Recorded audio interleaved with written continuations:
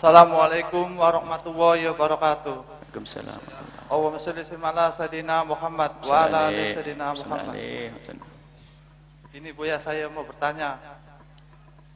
Kalau Habib tuh harus diistimewakan, boleh nggak tuh? Maksudnya dilebihkan dari orang biasa gitu. Biasanya tuh anak kecil Habib tuh nakal banget. Apa benar itu harus diistimewakan dalam hukum agama? Masya Allah, hubbul abaib. Nah ini pembahasan nih. Mungkin baru datang nih, baru majelis insya Allah. Tidak apa-apa. Baru majelis, pertanyaannya paling inti, paling penting. Masalah mahabbah ahli bait. Nabi yang memerintahkan. Nabi tidak minta apapun. La yakum al-ajra illa al-mawaddata fil qurba, kecuali bagaimana engkau bisa menyambung tali kasih.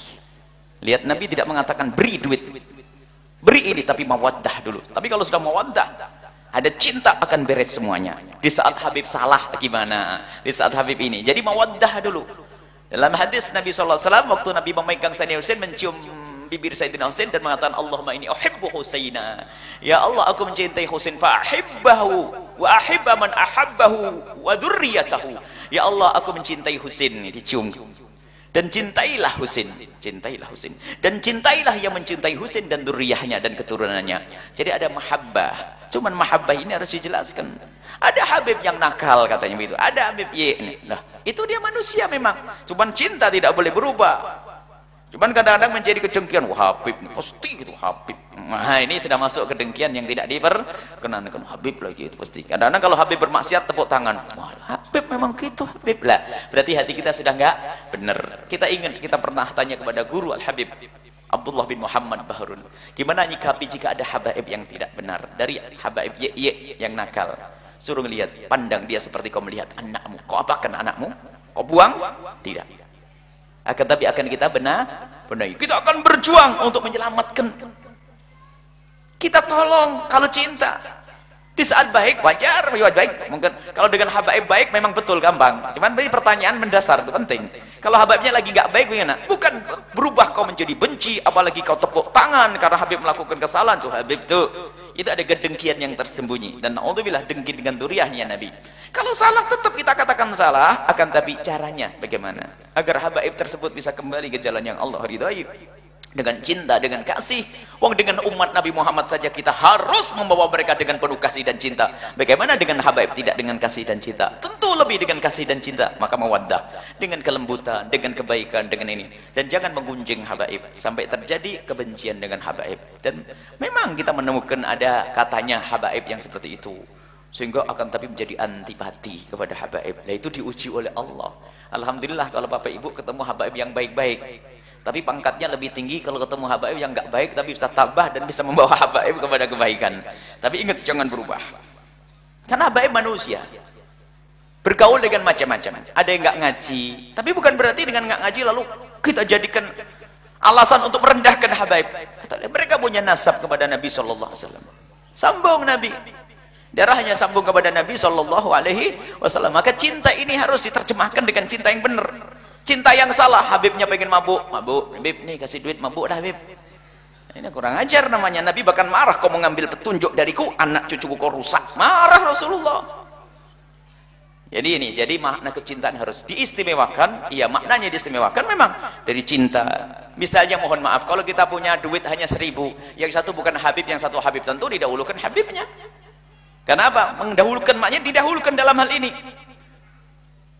Coba dalam keadaan tertentu dianggap kalau sama-sama, kalau duitnya 200.000, Habib boleh dibagi rata karena sama-sama butuh, boleh. Tapi di saat butuh mendesak harus didahulukan. Jadi artinya apa? Banyak hal, urusan materi, urusan kasih sayang, urusan perhatian, urusan ini harus dibedakan. Kalau ini adalah dzurriyyah Nabi SAW, dan itu urusan hati.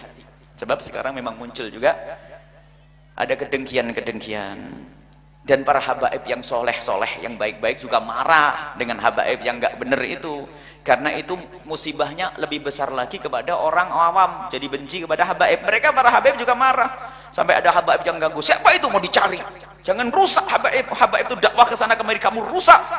Sampai suatu ketika kita masuk ke rumahnya seorang tokoh. Hanya kebetulan saya membawa, itu langsung ditutup pintu karena bawa Habib. Katanya, lah bawa Habib ditutup pintunya.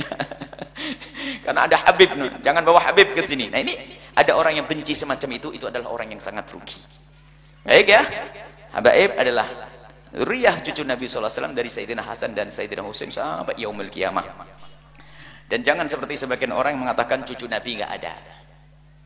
Itu adalah salah besar dan itu adalah bertentangan dengan Al-Quran.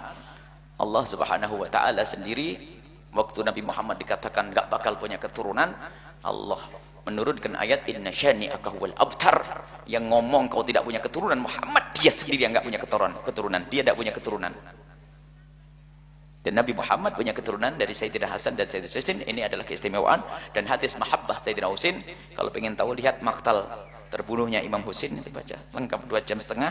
Buya punya cerita tentang Sayyidina Husain, versi kita ahli sunnah wal jamaah dari awal sampai akhir, sampai bagaimana Sayyidina Husain mendapatkan kesyahadahan, mati syahid di padang Karbala. Baik, ini masalah cinta kepada ahli bait Nabi sallallahu alaihi. Hadis yang banyak sekali, hadis tsaqalain. Bahkan hadis tsaqalain lebih sahih daripada hadis inni tarikun fikum amrayni ma in tamassaktum bihima lan tadillu ba'di kitab Allah sunnati. Sahih. Tapi kitab Allah itrati sahih dua-duanya dan tidak bertentangan. Karena dari masa ke masa habaib dengan sunnah tidak jauh. Kalau ada yang nyeleweng tentu dari bukan habaib juga banyak yang nyeleweng. Kenapa tidak kita hitung juga? Kenapa harus habaib tok yang dihisab? Karena ada kebencian habaib itu nyeleweng. Orang selain habaib yang nyeleweng juga penjahat juga ada. Cuman seolah-olah selain habaib salah benar semuanya. Enggak juga. Ini manusia yang maksum hanya Rasulullah. Habaib salah, tapi mahabbah harus ada. Bahkan harus kerinduan kita untuk menolong mereka lebih besar lagi.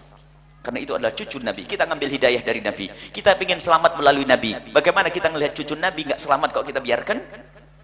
Ditanya oleh Rasulullah sallallahu alaihi wasallam. Insyaallah ya.